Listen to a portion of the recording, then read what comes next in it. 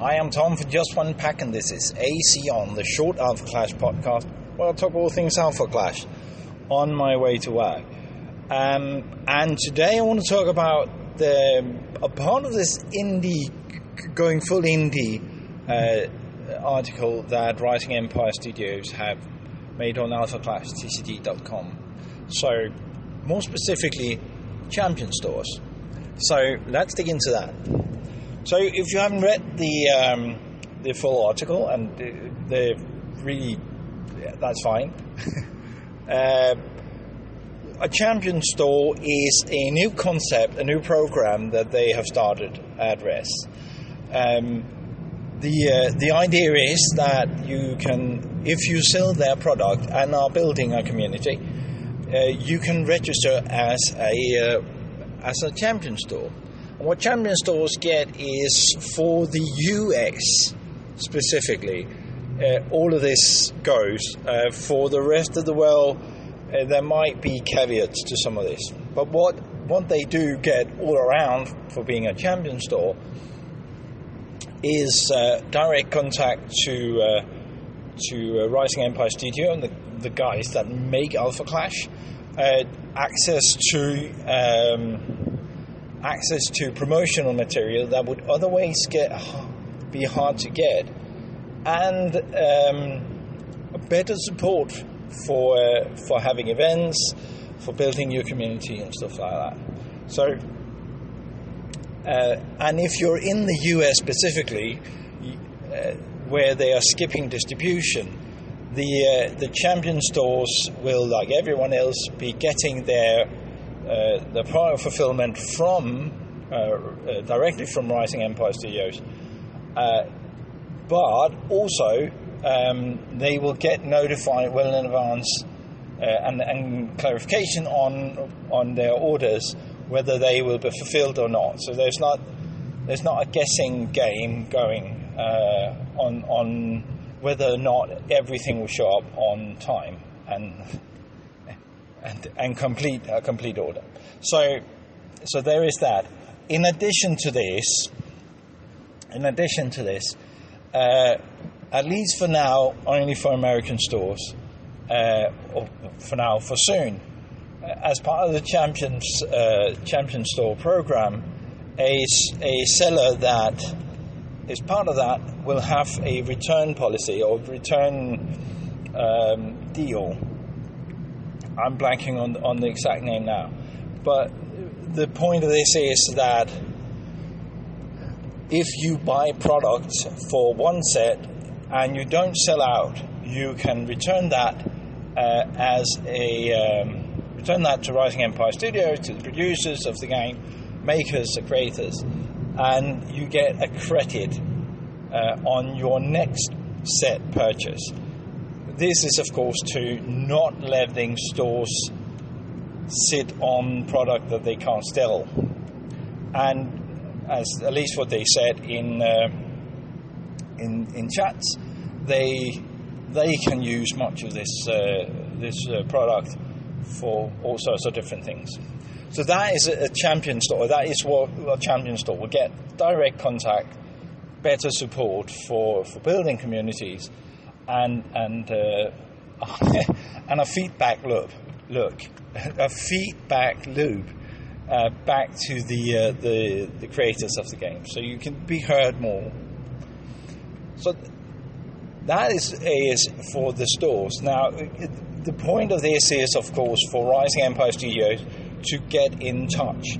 I did a video on the article itself, telling much of the reasoning behind this. But I want to touch on a few points that is not in that video, because it's not directly in the article, neither the one nor the other, meaning neither the going fully indie article nor the description of a championship store where you can actually go and apply for one. So what is not in there is some of the reasoning, but also what it exactly takes to become a championship store. Now, I've been chatting to quite a few, and I want to put out the only European, at the time of recording, the only European champion store is Leaky Teacup in the UK, and that is sort of for me it's a flagship for what is the change in this. So usually we are thinking about trading card games being sold either in ordinary retail, like you can go shopping in Walmart or something like that, if you're there, anywhere where that is. But ordinary grocery stores may have something like Pokemon on the shelves. Maybe bookstores can have some of this. That is not that is ordinary retail, right? So, or non-hobby retail. What is traditionally thought of as the place where you buy more game-oriented, less collectible-oriented games are the local game store. We are having a thought about having the friendly local game store where you go buy your product and then you sit and play when they hold tournaments. Now, what is interesting about this, and what the take is for championship stores, at least not championships, just champion stores, because they champion the game. What is really interesting about this is that the bar for what makes it, and this is why I kept calling them a seller of the game, is that the demand for the champion store is that they sell the game, meaning they will take product and sell product, and that they are developing a community. Now, the reason I therefore say I want to use the Leaky Teacup as an example, to my knowledge, the Leaky Teacup is not a friendly local game store. It's a cafe. It just happens to have a community located there, which is driving such an enthusiasm and fun that they can host different games. So it's more like a board game cafe than a traditional local game store.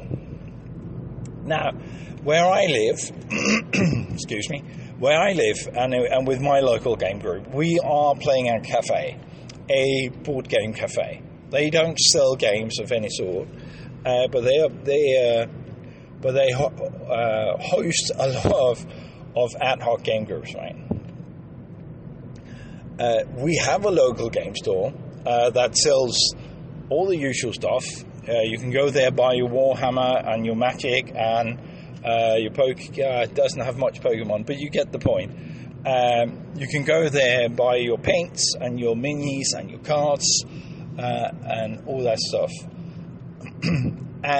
But he does not have that tells you something about his life, right? He does not have room for you to play.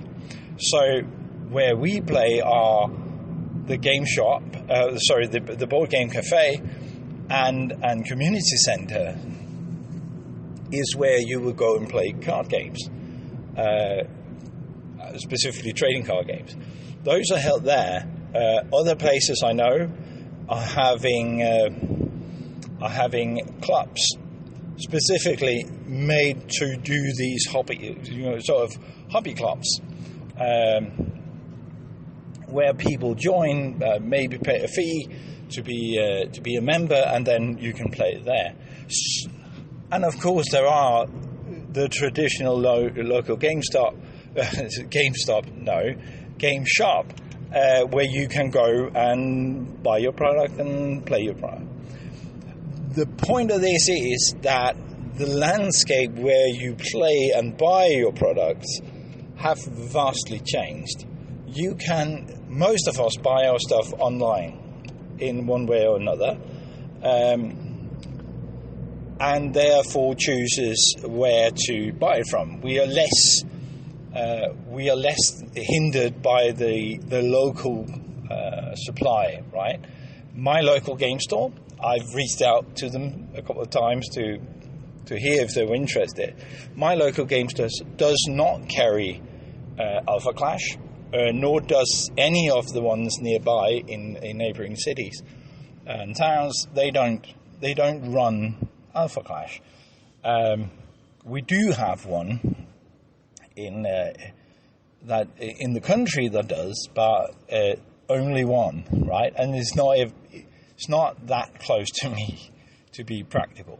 So I buy online. I choose to buy from there because I want to support and keep having it in country, but it's not my local game store. And that means that when we play games today, as opposed to when they started coming out, we may play on the very, very different settings than we usually think about the local game store.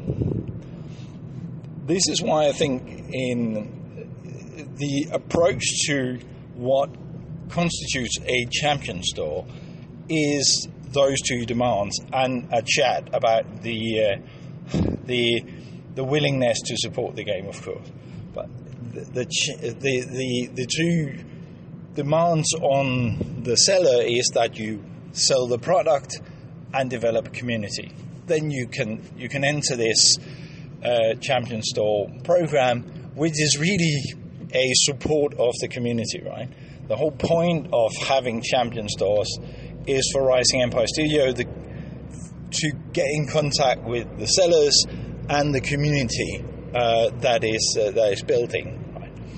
So it doesn't matter that you are more of a board game cafe than a local game store. You can still be part of the champion store program, as obviously evidenced by the Leaky Teacup in the UK, right? So that way to treat the outlet for your product in such a fundamentally different way is really a brilliant move, from my point of view.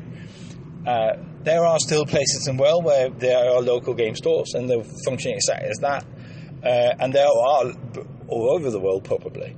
But having a flexible approach to what that constitutes is an important piece of getting to the wider community, at least in my opinion. You're not limiting yourself to this. Oh, and one more very important bit about that. It is not the size of your order that is the qualifier to be a champion store. It's not the size of your order or the size of your community. It's the engagement with the game. It's the engagement with the community. That is the determining factor of whether or not you are and can be a champion store. So you don't have to buy 2.5 pallets of every set in order to be a champion store. Maybe just a case, which is 12 boxes, as far as I remember. Maybe just a case. Maybe even not even that. Maybe even not that. Funny word. So it's not the size of your order or your community. It's the fact that you support the game, and that's what they want to reach to. So having that open mind to the concept of a seller and a community builder, I think is an absolutely brilliant stuff. I am sure that will be much more informed as we move along, meaning that they get in touch with places that may or may not have this interest, may or may not be traditional stores, but it will still open up the possibility for those places to become champion store. Now, if you are a community leader, if you are building a community, if you're playing with a group, that, and not in an LGS, a traditional LGS. Go have a chat with them. See if they want to sell some of the product locally, and see if they don't want to be a champion store. Because if you want that experience that comes from having the support from Rising Empire Studios at the place you're playing, go have a chat with your cafe or your community centre or library or whatever to see if a sale of the product is doable. If they want to support you when you support them, it's not supposed to be a race. It's supposed to be that there are mutual benefits for growing the community and supporting each other. So go explore that. As always, the flexibility and the support from Res is very, very good. And I'm thinking that they are setting new standards for what TCGs can and cannot do.